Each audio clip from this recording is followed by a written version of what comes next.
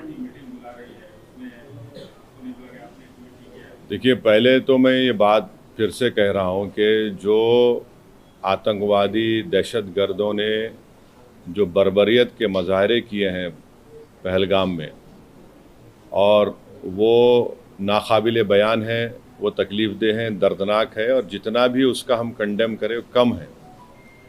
क्योंकि वो लोग तो अपने आप को हैवानात और बदतरीन जानवरों से भी ज़्यादा गिरी हुई हरकत उन्होंने की है।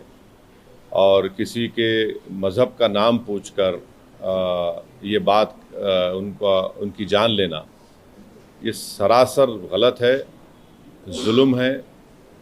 और हम उम्मीद करते हैं कि इंशाअल्लाह ताला अल्लाह सुब्हानहू व तआला उनको दुनिया में भी और आखिरत में भी उन दहशतगर्दों को सख्त अजाब से नवाजेगा, और उनके ऊपर जो लोग बैठे हुए हैं वो भी तबाह व बर्बाद होंगे।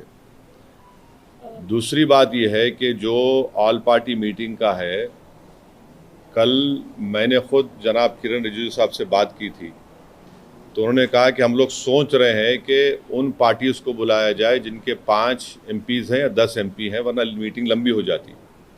तो बोला हम छोटे पार्टीज़ को बुला लीजिए, तो वो मजाक करे, अरे तुम्हारी आवाज़ तो बड़ी ऊंची है।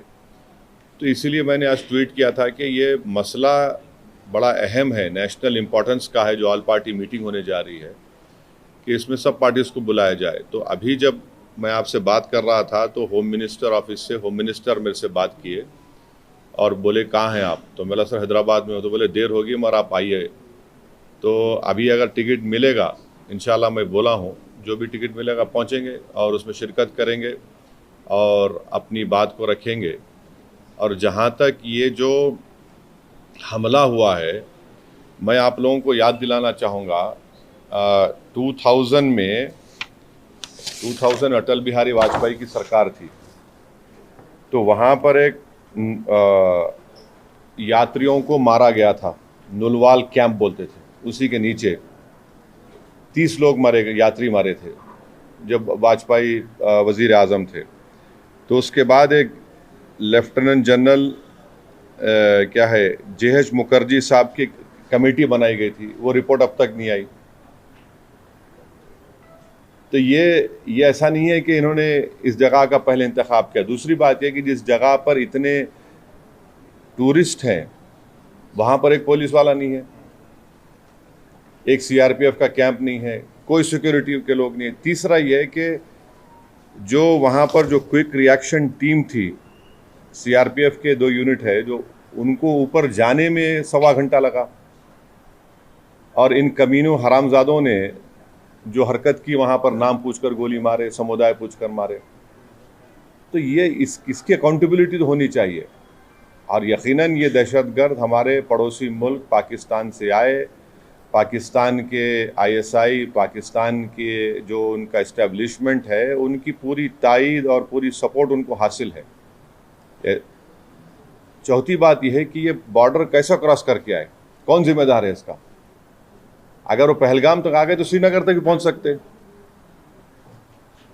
कितनी दूर है श्रीनगर वहाँ पे लोगों के लिए?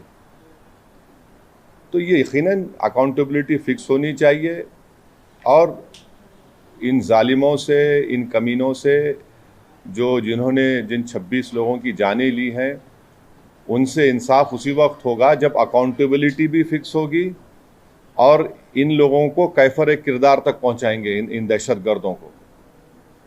और उम्मीद करते कि हमारी हुकूमत इन लोगों का ताक़ुब करेगी, इन लोगों को, जो मरने वाले परिवारों हैं, उनसे इंसाफ उसी वक्त होगा जब अकाउंटेबिलिटी फिक्स होगी। और ये दहशतगर्द जो ज़ालिमाना और बिल्कुल ही घटिया किस्म की, माने हैवानियत से बदतरीन हरकत उन्होंने की, इसका हम कंडेम करते हैं। छठी बात यह है कि अंग्रेज़ी का एक बहुत बड़ा अखबार है टाइम्स ऑफ इंडिया, मैं समझ नहीं पा रहा हूँ कि उन्होंने इस तरह की हेडलाइन कैसे कैरी की कि द कलमा सेव्ड देम। आप इस तरह की हेडलाइन कैसे लगाते, बताइए आप तो पूरे मुसलमानों को ही आप दोषी करार दे रहे हैं। भाई वो आतंकवादियों का कोई मजहब नहीं होता, वो दहशतगर्द हैं, वो तो ISI की ISIS की आइडियोलॉजी भी चलने वाले कुत्ते हैं ये लोग। इतना बड़ा अंग्रेजी अखबार द कलमा save them, what is this? भाई कितने जो कश्मीर में जितने आतंकवादियों ने सबसे ज़्यादा मारा, वहाँ के कश्मीरी मुसलमानों को मारा, सबसे ज़्यादा मरने वाले वो है वहाँ पे, तो उसके बारे में क्या बोलेंगे आप? ये तो एक आइडियोलॉजी है ना, ये तो टेररिज्म की एक आइडियोलॉजी है। तो बड़ी अफसोस की बात है कि एक इतना बड़ा अंग्रेजी का अखबार होकर आप इस तरह की हेडलाइन कैरी करते थे, कलमा सेव देम और द कलमा वाज द डिफरेंस।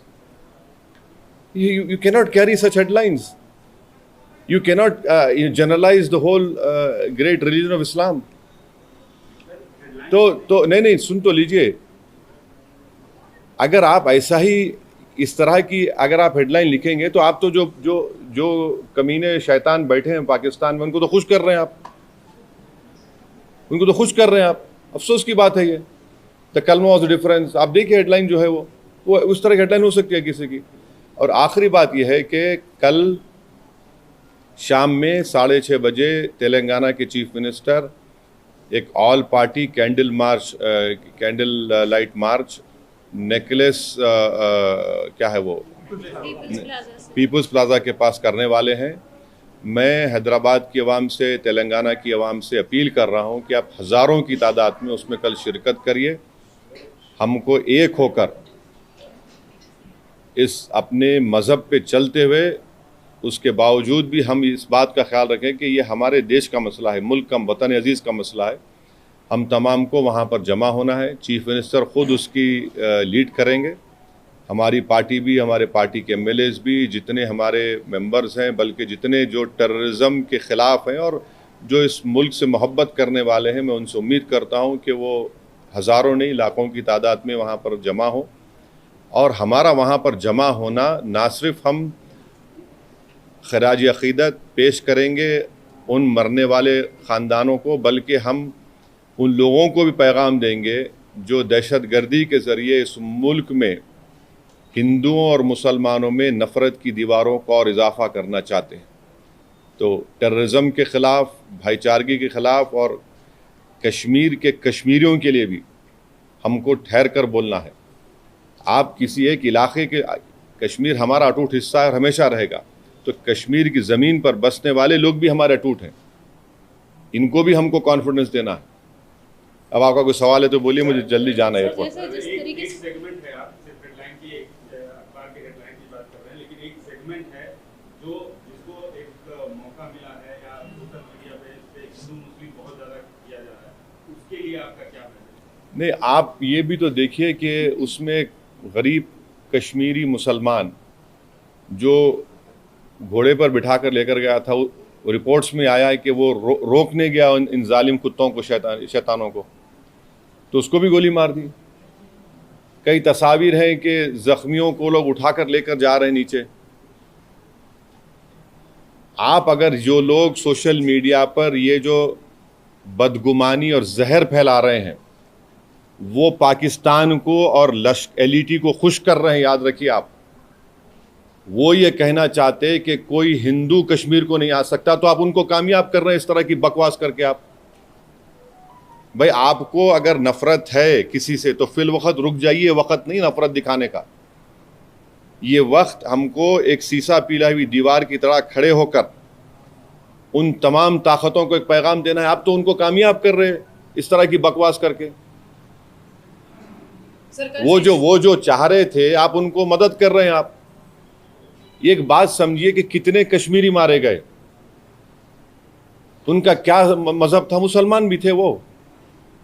सबसे बड़ा नुकसान तो उनको हुआ है, उनको ही होगा कल के बाद। तो आप वो जो दुश्मन चाह रहा है वो चाल में उनको कामयाब होने दे रहे आप इस तरह की बकवास करके। और जो लोग टीवी चैनल पर जो बैठे हुए हैं, मेरी उनसे भी दरखास्त है, आप देख लीजिए, आप जो बैठकर आप जो सरमनाइजिंग कर रहे हैं, आपके सरमन से आप तो फायदा पहुंचा रहे हैं। हाँ, बोलिए। प्रधानमंत्री ने एश्योर किया है पब्लिक मीटिंग में कि अब आतंकवादियों की जो बची कुची जमीन है वो भी अरे ले लीजिए ना भाई, कौन रोक रहा? हम तो बोल रहे हैं लो बोल के कई मरतबा ये बात। पीओके ले लीजिए जाकर, वो इलाका भी लीजिए जो चीन के पास है। पीओके का इलाका पाकिस्तान ने चीन को दे, वो भी ले लीजिए। बराबर लेना चाहिए, छोड़ना नहीं चाहिए उसको। बिल्कुल लीजिए, उसमें क्या बात, दो राय क्या है। हमने तो इंडस वाटर ट्रीटी को भी ख़त्म कर दिया, वो रोक लगा दी उसके ऊपर। तो अब ये बताइए पानी कहाँ रखेंगे हम लोग? डैम बनाना पड़ेगा ना आपको, पानी कहाँ रखेंगे? दूसरी बात यह है कि झेलम चेनाब का मामला है, तो बागलियार हमने बनाया। अब ये जो चेनाब का मामला है पूरा पहाड़ी इलाका है, समझे आप, पहाड़ी इलाका है। और जो झेलम का इलाका है तो आपको फिर लैंड एक्विजिशन करना पड़ेगा पानी के लिए। करिए आप, बहुत अच्छा है, जो आप कर सकते करिए, मगर अकाउंटेबिलिटी फिक्स करिए। इस बात को याद रखिए कि हमने सर्जिकल स्ट्राइक भी किया, बालाकोट भी किया हमने, और 2000 में अटल बिहारी वाजपेयी के ज़माने में नुलवाल कैंप में 30 यात्रियों की यही पहलगाम में मौत हुई थी। किसके ऊपर अकाउंटेबिलिटी फिक्स होगी? आखिर ये लोग कैसे आए? अगर पहलगाम तो आ गए तो श्रीनगर भी जा सकते हैं लोग। तो ये अकाउंटेबिलिटी फिक्स होना ज़रूरी है, डिटरेंस पॉलिसी हमारी देखना ज़रूरी है, और ये जो हरकत किए ये कुत्ते, इनको सज़ा मिलना ज़रूरी है। और असल इनसे ऊपर जो शयातीन बैठे हुए हैं, जो हमेशा ही नहीं चाहते कि ना भारत में ना कश्मीर में अमन रहे, इनको जड़ पेड़ से इनको सबक सिखाने की ज़रूरत है। ये सिर्फ मेयर रेटरिक नहीं होना चाहिए, बल्कि ग्राउंड पर उम्मीद करते कि एक्शन होना। और मैं ऑन रिकॉर्ड कह रहा हूं कि होम मिनिस्टर जो जाकर मिले विक्टिम फैमिली से, अच्छा किए। वो आसान काम नहीं था मगर अच्छा किए। मगर उन विक्टिम्स को ये नहीं है कि हम भूल जाएं थोड़े दिन के बाद। उन मरने वालों के परिवार के आंसू रायगा नहीं जाने देना चाहिए। और कई ऐसे वीडियोस है कि जो लोग जिनको पनाह दिए, कश्मीरी मुसलमान पनाह दिए उनको, वो भी तो देखिए आप। सर ये जो मेजर्स लिए, ये जो मेजर्स लिए एसयूएसी सार्क जो स्कीम में वीजास है उसको इमीडिएटली कैंसिल करना, रद्द करना, और 18 को बंद करना, और आप जैसा बोले झेलम, चेनाब, ब्यास, ये नदियों को कैसे रोक पाएंगे? मतलब डैम तो बनाएंगे। नहीं ठीक है, देखिए वर्ल्ड बैंक इसका वो इंश्योर करता है, तो आप करिए ना। हमको इतना से पानी कहाँ रखेंगे वो भी तो देख लीजिए। क्योंकि जो Chenab area is a mountainous area, and ये नदी जो जाती चेनाब की, वो माउंटेन से जाती। झेलम का जो है वो जमीन पर जाती, तो आपको डैम तो बनाना पड़ेगा। इंडस का जो है वो उधर अलग एरिया, वो तो अलग छोटा सा एकदम। वो नहीं सर, ये कैसा दिखती है मेजर्स को? ये काफी है पाकिस्तान की जो दहशतगर्दी। एक बात सुनिए, मैं प्राइम मिनिस्टर से एक सवाल ये कर रहा हूं कि जनवरी 2025 तक पहलगाम में उस मुकाम पर 2 सीआरपीएफ की यूनिट थी, अब क्यों नहीं है? क्यों हटाया गया उनको? पूछ लीजिएगा, सही है तो सही है बोलिए, गलत है तो गलत बोल दीजिए। जो बेसान मीडोज है, क्या हुआ वहां पर? फिर नीचे से जो क्विक रिएक्शन एक्शन टीम को 1 घंटा लगा ऊपर जाने के लिए, और ये कमीने कुत्ते जो है नाम पूछकर मार रहे थे लोगों को, मजहब पूछकर मार रहे थे। अकाउंटेबिलिटी तो फिक्स होनी चाहिए भाई। अभी नहीं, देखिए, अगर आप लोगों के सोर्सेस में प्राइवेट जेट है तो बोलिए, बैठ के जाएंगे, टिकट मिला तो जाएंगे। आप लोग बड़े ज्ञानी हैं, पावरफुल लोग हैं आप लोग। अच्छा जी, बदला कैसे होगा? क्योंकि लोग आज, आम जनता जो है जो सड़कों पर उतर रही है, कैंडल मार्च कर रही है, विक्टिम्स जो है सब ये कह रहे हैं कि बदला इस बार तो लेना चाहिए, हर बार की तरह सोचना नहीं चाहिए। एक बात सुनिए, पिछले साल जुलाई में रईसी एक जगह है, वैष्णो देवी करीब, वहां पर भी 7 या 9 टूरिस्ट को मार दिए थे। यकीनन टेररिज्म के ऊपर कोई कॉम्प्रोमाइज नहीं होना चाहिए, मगर अगर आप दावे करेंगे खत्म हो गया, तो कहां खत्म हो रहा? अकाउंटेबिलिटी फिक्स करिए भाई, बस अकाउंटेबिलिटी आप फिक्स करिए। तो हम लोग ये मान सकते हैं कि ऑल पार्टी मीट में एमआईएम की तरफ से ये मसला रहेगा। जो यहाँ बोला हूं ये बोलूंगा, और जो वहां बोलूंगा वो बाहर आके नहीं बोलूंगा।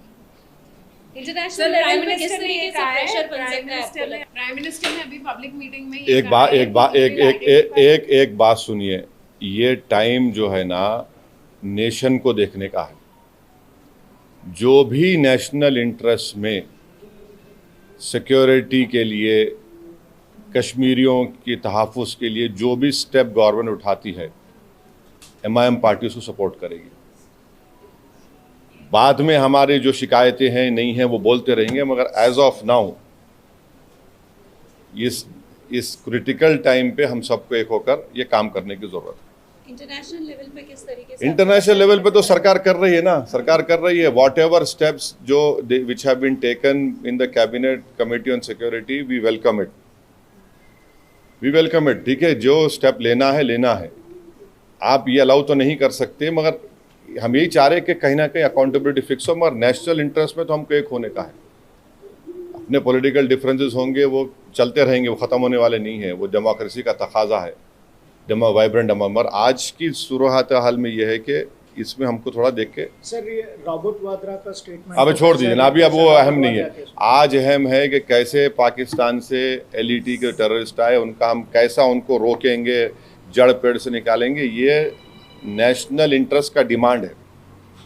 आप नेशनल इंटरेस्ट में हमको देखना है। सर अकाउंटेबिलिटी फिक्स होनी चाहिए बोलकर आप कह रहे हैं, तो ये अकाउंटेबिलिटी कैसे फिक्स होना चाहिए, मतलब क्या क्या मेजर्स लेना चाहिए, आपकी तरफ से क्या डिमांड्स रहेंगे, आप सेंट्रल गवर्नमेंट? देखिए, अकाउंटेबिलिटी फिक्स होनी चाहिए, वो जो समझने वाले समझ जाएंगे।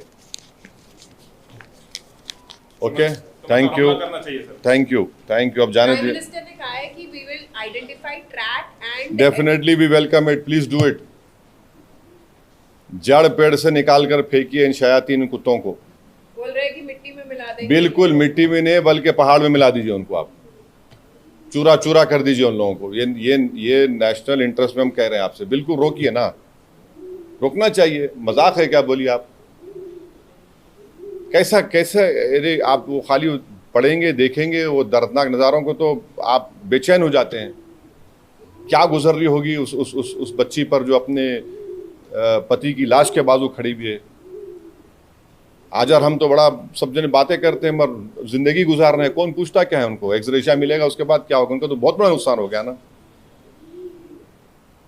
विवाह हो गए, लोग हनीमून मनाने गए, अब बताइए कोई शादी करके जा रहा है कि ये क्या है? ये तो डेफिनेटली जो सख्त से सख्त एक्शन ले सकते हैं प्राइम मिनिस्टर, उनको लेना चाहिए और जड़ पेड़ से ख़त्म होना। और इसमें कश्मीरियों का फ़ायदा है। आप बताइए, पूरा टूरिज्म इंडस्ट्री बर्बाद। मैं गया था 3 दिन पहले, हमारे MLA इम्तियाज़ जलील के बेटे का निकाह था। जगह नहीं है आपको वहाँ पर, श्रीनगर में इतने शादियाँ लोग आके कर रहे थे वहाँ पर। अब सब नुकसान होगा ना।